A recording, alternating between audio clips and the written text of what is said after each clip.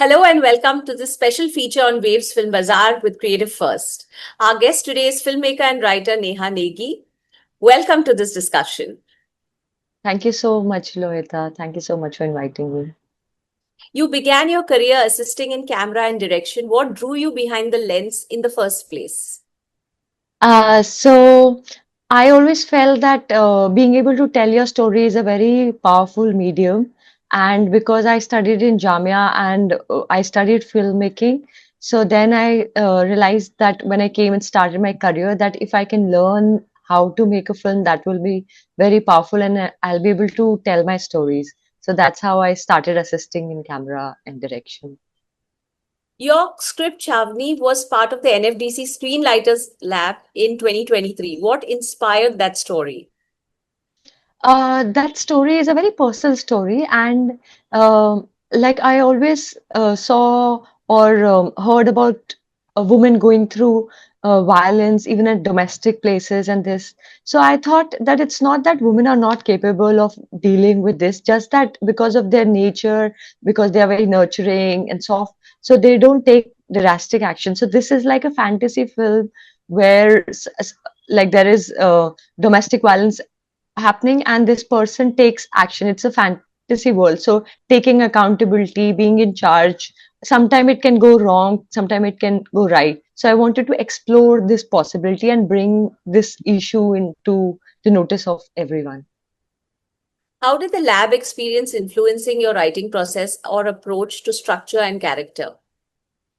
Well, that NFDC Screenwriters Lab was a very life-changing experience for me, and I keep recommending it to everyone. If any writer I find and they are writing their story, I always recommend them to apply there. Because for me, because Chavni is a very personal and very important story, so I had written it, but still there were a lot of things that needed improvement, and for me also to learn more about screenwriting. And when I got selected in the Screenwriters Lab, we had these amazing mentors. Martin was there, Claire was there, Vikas, Ketki. So they all gave us classes, like sessions, where they taught us different aspects of filmmaking.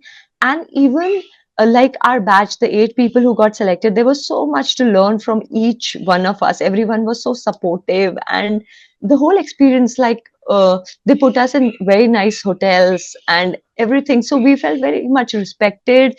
And the most important thing is the film that means so much to us, that was getting improved. So we learned about structures, about characters. They showed us films to make us understand. And for me, because I had already written my script, but my mentor was Ketki, and with her, we could work on other primary characters, completing their graph, being able to see this whole story, like we made cue cards and the whole process. And even now, like just after I came back from the lab, there was another story I was working, and it was so easy and smooth for me to work on that because I had like gained new skills from the lab. So it's not only for that script, but for the other scripts you write in the future, those skills and all come handy. And these people, the all the mentors, they are expert. They have been working on scripts for so long. So they exactly know where the problem, how to get it fixed, and how to do the thinking, because screenwriting is an emotional thing, but it's also a lot of craft. So all that we got to learn from there. So I'm like very grateful for that opportunity. You've written for Audible and Cineplay. How does long form screenwriting differ from those formats? Okay, so Audible was a long format actually because it was a series. What was different is because when we are writing screenplay for films, it's a very visual medium. So we write very visually. But Audible, it was very challenging for me because I am trained of thinking visually, but now this is audio medium.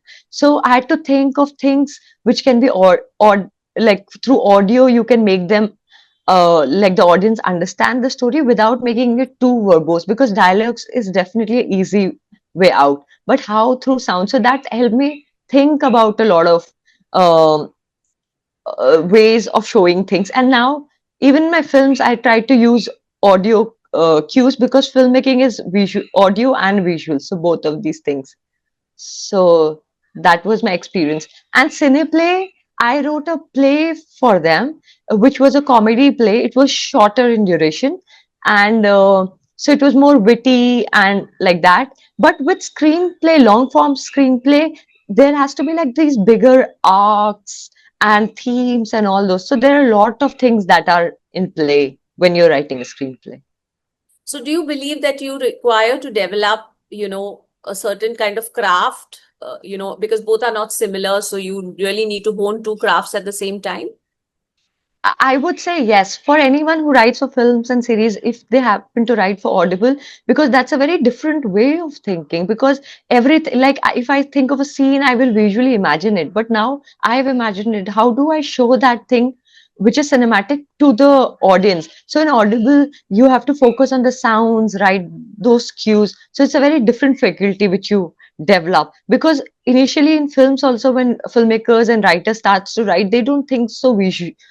So once you develop that thing, that's a different kind of thing. And for audio, I think that's a different kind of skills you need to develop. Unlikely, Match and Neil Gagan ke Saathi both explore unique social realities. What connects your documentary and fiction work? Uh, so like since I've studied in Jamia, they give you they have a documentary base because many of our professors are from documentary film background. And why I like documentary and fiction, people try to segregate, but why what I love is when I go to shoot a documentary film, make a doc, I interact with real people, I shoot in real location. So give that the whole experience give me a lot of experience from which I can create fiction, because fiction comes from inside you, but documentary gives you that whole groundwork of, because in fiction you can only imagine what is in your head, but when you go to make a documentary, things so out of the blue, the stories, because it's real, so it is completely out of what you can imagine, and then you can incorporate those things and then write fiction which is more developed. What kind of stories do you feel most compelled to tell through your lens of filmmaking? Okay, so I'll tell you how this idea of filmmaking came to me. When we were kids, I remember like in the end of like big questions, we would write that we want to make this world a better place, kind of thing. And that thing stuck with me. And I thought, how can you actually do that? So I felt that storytelling is a very powerful medium, because when you tell a story, you don't necessarily tell people what to do, what not to do. You just tell a story, and then it is on them to decide which path they want to take. And so the change comes from within them. So I felt that storytelling is a way where, and also films, because they have such a wide audience, and it is easy because you create the whole world. Audience just has to sit and watch it. So that is how I got interested in filmmaking. And there are a lot of like my films, I love entertaining films, and I think all films should be entertaining. But at the same time, I think there's a big responsibility on the filmmaker, apart from entertaining, is to talk about things which are important to uh, like a lot of people who don't feel seen, to make them feel seen, to bring different kind of worldviews into the scenario. Because that is why I also feel it's important for different kind of filmmakers to be able to make their film, for women filmmaker, for Dalit filmmakers, because the kind of world they have seen is very unique, and those stories are very important. We just don't need like people who have seen only a one class and they only make films. So that's why I feel it's important. And that's the kind of filmmaking I want to do, which has a social message, which is relevant with a purpose that really drives me. For writers applying to Waves Film Bazaar next year, what should they focus on before entering a lab like this?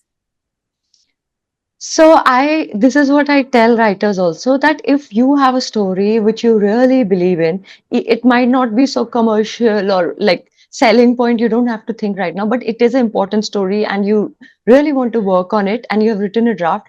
Those kind of stories you should send, because I was very surprised when I got selected, because I thought, oh, it's not like a typically commercial film. It's a little hatke film. How will it get selected? But I did get selected, and all my other uh, peers in the screenwriters lab, even their stories were unique. So I was very amazed, and like I felt very good because of the way the selection process happens. Because I think they send scripts to filmmakers and they decide. It's a government led thing, but the kind of stories are very progressive, and like it takes the film cinema to a next level. So I really like the selection process. So that's what I would tell them, that if it's a story you're close to and has a purpose, you should apply it to the lab. Thank you so much, Neha. I'm sure viewers watching your, discussion and your insights will definitely begin to believe that if you have a heart in a story, you should tell it. Yes. Thank Thank you you. so much, Rohita. Thank you.